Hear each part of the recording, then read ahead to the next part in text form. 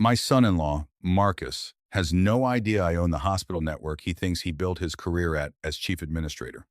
He always saw me as a broke old man who fixes lawnmowers in a rented garage. Last Saturday, he invited me to brunch with his parents. I wanted to see how far they'd go to erase me from my daughter's life, right up until the moment they pushed a folded check across the table and told me to sign a paper giving up my rights to see my own grandson. 4 minutes after that, everything they built on my money started coming apart. Before I get into it, let me know in the comments which state you're watching from tonight. And if you've ever had family look right through you like you were nobody, hit that like button and subscribe, because this one's for you. My name is Walter Higgins. I'm 67 years old, and somewhere along the way, I learned that the people who talk the loudest about what they've earned are usually the ones who earn the least of it themselves. It was a Saturday morning in early October, cool enough that I could see my breath when I opened the garage door. I run a small repair shop out of a converted garage behind my house. Lawn mowers, snow blowers, the occasional generator. Nothing fancy. I like the smell of two-stroke oil and cut grass. It reminds me that a thing can be broken and you can still fix it with your own two hands, if you're patient enough. I was elbow deep in a Briggs & Stratton carburetor when I heard tires on gravel, too smooth and too expensive for my driveway. I looked up and saw a black Range Rover easing in, the kind that cost more than my house did when I bought it in 1987. The door opened, and out stepped my son-in-law, Marcus Whitfield, in a charcoal suit that fit him like it had been poured on, checking his reflection in the tinted window before he even looked at me. "Walter," he said, not even a hello first. "You're going to want to wipe your hands before you shake anyone's hand today. We've got standards to maintain." I wiped my hands on the shop rag hanging from my belt loop and looked at him. "It's my garage, Marcus. Grease comes with the job." He gave that little laugh he does, the one that isn't really a laugh, just air pushed out through a smile that doesn't reach his eyes. "Sure. Anyway, Mom and Dad are looking forward to brunch. Try to wear something that doesn't have a company logo from 1998 on it." My daughter Denise came around the side of the car with our grandson Eli on her hip. She gave me a tired smile, the kind she'd been giving me a lot lately, like she was apologizing for something before it even happened. I hugged her, and I hugged that boy, and for just a second, everything in the world made sense. Then Marcus cleared his throat like we were running behind schedule for something important, and the moment folded itself back up. After they left, I went inside, washed up, and made a phone call I make almost every day, one Marcus doesn't know I make at all. It rang twice before a calm voice picked up. "Good morning, Mr. Higgins." "Morning, Diane." Diane Osei has been my general counsel for almost 18 years. She runs point on everything so that my name never has to appear on anything Marcus might see. "How's the quarter looking?" "Strong across all 3 hospital campuses," she said. "Though I did want to flag something. It's about Meridian Health Partners." I sat down slowly in my recliner, looking at a photo on the side table of Denise at 17, laughing on a dock somewhere, before any of this. "Go on." Marcus filed paperwork Thursday to fast-track a merger between Meridian and Continental Medical Group. It would consolidate 3 hospitals under Continental's ownership. He's bypassing the board's usual 90-day review window, pushing it through as an emergency measure. I felt something cold settle behind my ribs. "What's the emergency?" "There isn't one, Mr. Higgins. Not a real one. But if it goes through, Marcus gets named regional president of the combined entity, 7-figure signing bonus, and Continental has a documented history, 2 other markets of gutting staff and closing emergency departments within 18 months of acquisition." I closed my eyes. Meridian wasn't just some line item to me. 41 years ago, I started as an orderly pushing gurneys down a hallway at County General, saving every dollar I could, going to night school for a business degree, while my wife worked the overnight shift at a diner to help pay for it. I bought my first struggling clinic with a loan and a prayer in 1985. I built it, piece by piece, into a network that now serves 500,000 people across 3 counties. I never put my name on a building. I never wanted a plaque. I kept driving old trucks and wearing flannel because none of that ever mattered to me. What mattered was that, when someone's kid had a fever at 2 a.m., there was a place open that would take care of them regardless of what was in their wallet. And Marcus, the man my daughter loved, the man who calls the CEO title he holds at Meridian, something he earned through vision and grit, had no idea that I was the one who quietly arranged for him to get that seat 2 years ago. I wanted to see what a man does with power he didn't build for himself. Power doesn't corrupt anybody. It just turns up the volume on whoever you already were. And Marcus was turning out to be somebody I didn't recognize. He's willing to strip 3 hospitals for a bonus, I said quietly. Cardiology unit at Meridian West alone treats 11,000 patients a year. Continental will close half those departments within a year of taking over. We can move to block it right now, Diane said. I have the injunction paperwork ready. We can freeze his signing authority by Monday morning. No, I said. Not yet. I looked at the framed photo of Denise on that dock, 17 years old, before Marcus, before any of this. He's asked me to brunch with his parents this weekend. Peter and Carol want to look over the man their son married into, apparently. I'm going to go. I want to see exactly what kind of family raised him. And I want to know if there's anything left in him worth saving before I decide what happens to Meridian. Diane was quiet a second. And if there isn't, then Monday morning you file everything. Every last page. The brunch was at a place called the Wyndham Room, the kind of restaurant where they bring you a second, smaller menu just for the water. I wore my good flannel, the green one, and a pair of jeans that were clean but not new. And I drove my '09 pickup and parked it between 2 luxury sedans in the valet line, which made the valet's eyebrows do something interesting. Marcus's parents, Peter and Carol Whitfield, were already seated when I walked in. Peter stood halfway, shook my hand like he was handling something he'd rather not touch, and sat back down without really looking at me again. Carol had a smile plastered on that never moved, the kind of smile people practice in mirrors. Walter, Carol said, drawing my name out like it tasted strange in her mouth. So glad you could join us. We've heard so much about your hobby. The lawnmowers? It's a business, actually, I said, settling into my chair. Small but honest. Peter chuckled into his mimosa. Honest work. There's something to be said for that, I suppose. Though I imagine it's been difficult, watching Marcus rise the way he has. Meridian Health, regional recognition. The Whitfield name means something in this city now. Marcus has done well for himself, I said, keeping my voice even. I always keep my voice even. The loudest person in a room is usually compensating for something. Denise sat beside me, quiet, holding Eli in her lap, feeding him little pieces of banana. She kept glancing between her in-laws and me like she was watching 2 currents about to collide.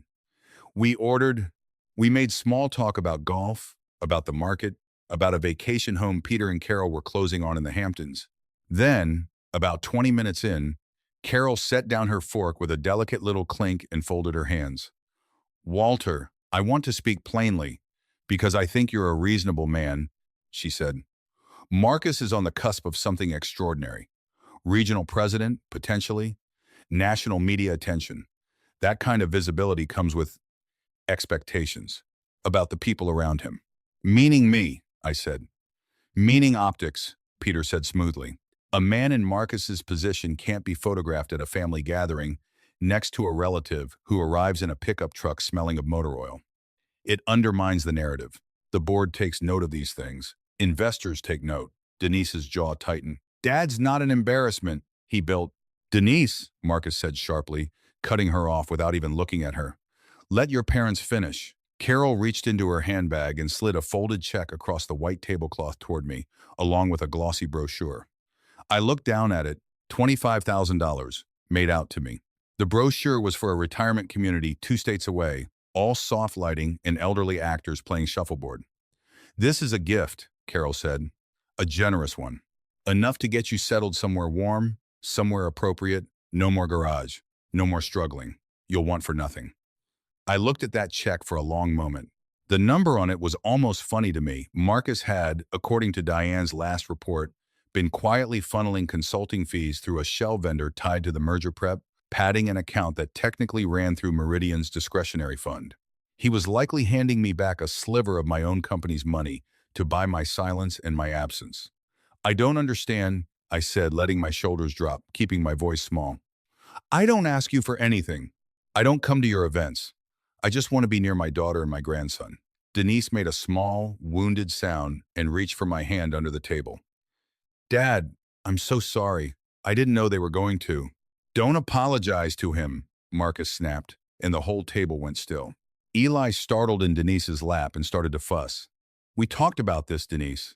This is what's best for Eli's future, for our name, for everything we're building. He turned to me, and his voice dropped into something colder. Let me lay it out simply, Walter. You're a liability. Every time you show up somewhere in that truck, You cost me something: credibility, opportunity, standing. That check is more money than you've probably seen at one time in your whole life. Take it. Go somewhere warm. Let Eli grow up thinking his grandfather is a nice memory instead of a walking headline risk. There was a second document under the brochure. A single page. I didn't need Diane to tell me what it was, some kind of informal agreement limiting my contact, dressed up in soft language about healthy boundaries and family stability. And if I say no, I asked quietly, if I want to stay close to my daughter and my grandson the way I always have? Marcus smiled, and it was the kind of smile that told you everything you needed to know about a person and nothing they intended to reveal. Then I make sure you don't get close to either of them again. I'll have Denise's number changed. I'll have our attorneys draft a no-contact order so fast your head will spin, and I'll make sure it's the kind that costs you every dollar of legal fees you don't have trying to fight it. I built something real, Walter. I'm not going to let a man who fixes lawnmowers for a living drag it down. I sat there with that check under my fingertips, and I thought about 11,000 cardiology patients a year at Meridian West. I thought about the overnight shifts my late wife worked so I could finish that business degree. I thought about a man threatening to erase me from my own grandson's childhood, using money that had likely been quietly stolen from a company I'd spent 41 years building with my hands raw and my back bent. I see, I said softly, and I slid the check back toward Carol, untouched. I need some time to think about it. Marcus's jaw ticked, annoyed that I hadn't folded immediately, but he let it go, satisfied, I think, that the seed was planted. We finished the meal in a kind of brittle silence. When we left, Denise hugged me a beat too long in the parking lot, like she knew something was wrong even if she couldn't name it. I drove home with both hands steady on the wheel and called Diane the moment I walked through my door. "How was brunch?" she asked. "Illuminating," I said. "Pull every thread on that Continental merger. I want to know where every dollar of that consulting fee went, who signed off on it, and I want the forensic team ready to move the second I give the word." "And the word is?" "Not yet," I said. "He's going to push harder. Let him." He did. 2 days later, my phone rang at 11 p.m., and I let it go to voicemail, the way I'd started doing all week. I watched the screen light up with a picture from Denise and Marcus's wedding, then go dark. A minute later, the voicemail icon appeared, and I played it on speaker, sitting alone at my kitchen table. Marcus's voice came through, loose and confident. Traffic noise behind him, like he was calling from that Range Rover. He said my silence at brunch told him everything he needed to know, that I understood my place, that I'd come around because people like me always did once the number was big enough. He said I had until Friday at noon to sign the agreement and deposit the check, or he'd file the no-contact paperwork himself and make sure I spent whatever was left of my life fighting it in court, broke and alone. He said something about how Eli deserved a grandfather who matched the family's trajectory, not one who'd peaked in a garage. Then he hung up without saying goodbye, the way people do when they think they've already won. I didn't delete it. I forwarded the audio straight to Diane to add to the file we were building, and I sat there a long moment in the quiet of my kitchen, feeling something settle in me that wasn't anger anymore. It was further past anger than that. It was clarity. Over the next several days, Diane's team worked quietly, the way they always do. I run my empire the way I ran that gurney down the hallway at County General 41 years ago, without noise, without needing anyone to see me do it. We traced the consulting fees. We found the shell vendor. We found the internal memos where Marcus had personally pressured 2 board members to waive the standard review period, memos where he used words like opportunity window and decisive leadership to describe what was underneath all of it: a plan to gut 3 hospitals for a bonus and walk away before anyone noticed the wreckage. Friday morning, I put on a suit for the first time in longer than I could remember. Not an off-the-rack one either. I still had 2 from my old life before I decided the truck and the flannel suited me better. Diane picked me up herself. "The board meeting starts at 10, she said as we pulled out of my driveway. "Marcus scheduled an emergency vote to ratify the merger. He doesn't know you're coming. He doesn't know who you are to any of them." "That's about to change," I said. Meridian's headquarters took up the top 4 floors of a glass tower downtown. I hadn't set foot in that building in over a year, and the last time I had, nobody there knew my face. That was always the arrangement. The whole architecture of my privacy, built on trusts and holding companies and a small circle of people, Diane chief among them, who understood that my name was never supposed to appear on anything with Marcus's fingerprints on it. We rode the elevator to the top floor in silence. When the doors opened, I could hear Marcus's voice already, carrying down the hallway, confident and performative, addressing the boardroom like a man giving a victory speech before the votes were even counted. I walked in through the double doors at the back. The room was long, mahogany table down the center, a dozen board members seated along its length, and up in a small glass-walled gallery overlooking the room, I saw Peter and Carol, dressed for the occasion, watching their son with the kind of pride that only exists when you haven't asked a single hard question. Marcus was mid-sentence when he saw me, and I watched the words actually die in his throat. "Walter?" His voice cracked on my name. "What? How did you even get up here?" "This is a private board session. I was invited," I said, and I kept walking, unhurried, down the length of that mahogany table. Diane a step behind me with a leather folder under her arm. By myself, mostly. "Security," Marcus barked, slamming his palm on the table hard enough that a water glass jumped. "We have a breach in the boardroom. Someone's family member wandered in off the street. Get up here and remove him right now." Up in the gallery, I saw Peter and Carol lean forward against the glass, confused, watching their perfect son unravel over an old man in a suit. The doors at the back burst open, and 4 men in dark security uniforms came in fast, boots echoing off the hardwood. Marcus straightened his jacket, relief washing visibly over his face, already composing the story he'd tell later about the crazy old man he'd had thrown out of his own building. But the security team didn't come toward me. They stopped at the head of the table, and the lead officer, a heavy-set man with a gray buzz cut, turned his back to me entirely and squared himself, hands folded, facing Marcus instead. "Sir," the officer said to Marcus, "I'm going to need you to lower your voice and step back from Mr. Higgins." Marcus blinked. "What did you just call him?" "Mr. Higgins," the officer repeated, and something in his tone made it clear this wasn't a mistake. "He owns this building, sir. He owns this company. He owns Continental too, as of about 6 months ago, through a holding entity most people in this room have never heard the name of." The room went dead silent. I watched every board member's head turn slowly toward me, then toward the folder Diane was already opening on the table. Marcus's face had gone the color of the tablecloth.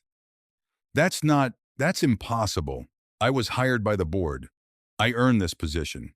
"You were hired," I said, quiet, the way I always talk, "because I wanted to see who you'd become with power you didn't build yourself. 2 years ago, when this seat opened, I made a call. One call. You've spent every day since acting like you conquered something. You didn't. I handed it to you to see what you'd do with it." "You're lying," Marcus said, but his voice had lost all its weight.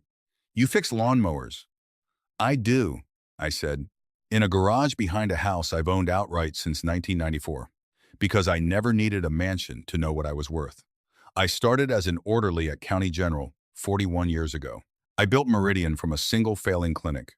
I've spent 30 years staying invisible so that men like you would show me exactly who you were when you thought no one important was watching." Diane slid the folder down the table, and one by one, board members began turning pages. The consulting fee trail, the shell vendor, the pressured memos, the bypassed review window, all of it laid out in black and white, with Marcus's own signature at the bottom of most of it. "This merger dies here," I said, "and so does your position, effective this morning." Marcus's composure finally cracked all the way open. He turned to the room, voice rising into something close to panic. "He's manipulating all of you. This is insane. He can't just walk in and I built this department, I built this reputation. You built a scheme to gut 3 hospitals and pocket a bonus while thousands of families lost their emergency rooms," I said. "And for the first time since I'd walked in, I let my voice carry. 11,000 cardiology patients a year at Meridian West. You were willing to let Continental shut half of it down so you could stand in a room like this one and call yourself a visionary." Up in the gallery, the glass door burst open, and Peter came stumbling down the stairs with Carol behind him, both of them realizing at last what kind of man they'd been trying to buy off with a $25,000 check 3 days earlier. "Walter, please," Peter said, breathless, reaching the boardroom floor. "We had no idea. We thought his salary we never would have." "You told me to disappear," I said, not unkindly, but not softening it either. "You told me my grandson deserved a family that matched your trajectory. Well, here's the trajectory." 2 federal agents I hadn't even noticed enter Diane's doing, coordinated with a fraud division that had been quietly building its own case for weeks. Once we handed over the first set of documents, stepped through the same doors the security team had come through. One of them, a woman with a badge clipped to her blazer, walked straight to the head of the table. "Marcus Whitfield," she said, "we need you to come with us. You're being detained pending charges related to wire fraud and embezzlement connected to Meridian Health Partners and the Continental transaction." Marcus didn't run. He didn't argue anymore. He just stood there, hands trembling at his sides, staring at the tabletop like the floor had opened beneath him. When they cuffed him, the sound of it was the loudest thing in the room. Denise arrived maybe 10 minutes later. Diane had called her the moment I decided to walk into that building because I never wanted my daughter finding out what her husband was from a headline.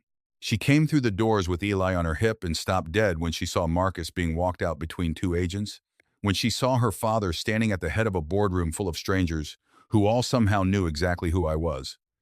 "Dad," she said, and her voice broke on the single word. What's happening? What do they mean you own?" I crossed the room and took her free hand, and Eli reached for me the way he always does, and I held both of them right there in the middle of that ruined meeting. And I told her everything, quietly, the way I should have told her years ago. The garage, the clinic in 1985, the whole slow, invisible climb. I told her I was sorry I'd let her marry into a family before she ever got to see the whole truth of her own father. And she cried into my shoulder while the room slowly emptied out around us. And for a long moment, none of it, the merger, the money, the headlines that would start by that afternoon mattered even a little. 6 months have passed since that morning. The air's gone cold again, the way it was the day Marcus first pulled into my driveway in that Range Rover. Except now the driveway's quieter, and so is everything else. Marcus took a plea deal in the end, 11 years, reduced from what the prosecutors originally sought once his lawyers realized there wasn't a version of the story where the paper trail didn't lead straight back to him. The tailored suits are gone. From what I understand, he spends most of his days in a facility 2 hours from here, and Denise has taken Eli to see him exactly twice, both times at her own choosing, and I've never once told her not to. That decision was never mine to make for her. Peter and Carol lost the Hamptons house before the ink on the closing papers was even dry. The civil suits Meridian filed to recover the diverted funds saw to that. Their country club revoked their membership within a month. Last I heard, they were renting a small place 2 towns over, learning, slowly and without much grace, what it cost to live the way they used to mock other people for living. Denise moved back into her old bedroom for a while. She cried more in those first few weeks than I think I'd seen in her whole adult life, grieving a marriage that had never really been what she thought it was. But something in her started to come back, piece by piece. She started painting again, something she hadn't touched since college. She laughs now without checking over her shoulder first, and Eli runs around my garage on Saturday mornings, handing me wrenches he can barely lift, calling it helping Grandpa. I'm under the truck again this morning, same piece of cardboard, same smell of oil and cut grass drifting in from somewhere down the block. I hear small feet on the gravel, and a little hand appears in my line of sight, holding out the socket wrench I'd been reaching for. I take it, tighten the last bolt, and slide out from under the truck. Eli's standing there in rubber boots 2 sizes too big, grinning like he just performed surgery. Denise is behind him on the tailgate, sun on her face, no makeup, wearing an old sweater of mine she stole years ago and never gave back. We don't talk about the hospitals. We don't talk about the holding company, or the trusts, or the money sitting quietly where it's always sat, doing no good for anybody just by existing. What matters is this driveway, this boy, this quiet Saturday morning we almost lost to a man who thought a title and a suit made him more than what he actually was. The truth is, an empire built on lies always finds its own weight eventually, and it always comes down. What's left standing after that, that's the only thing that was ever real to begin with. I spent 41 years staying invisible so I'd never have to wonder who really loved me and who was only ever loving what I could give them. I got my answer, and it turned out to be worth more than every hospital I ever built. If you've ever had someone in your family look at you like you were less than what you are, I hope you know quiet dignity outlasts every loud thing standing in front of it. Let me know where you're watching from tonight, and if this one meant something to you, stick around because there's more where this came from.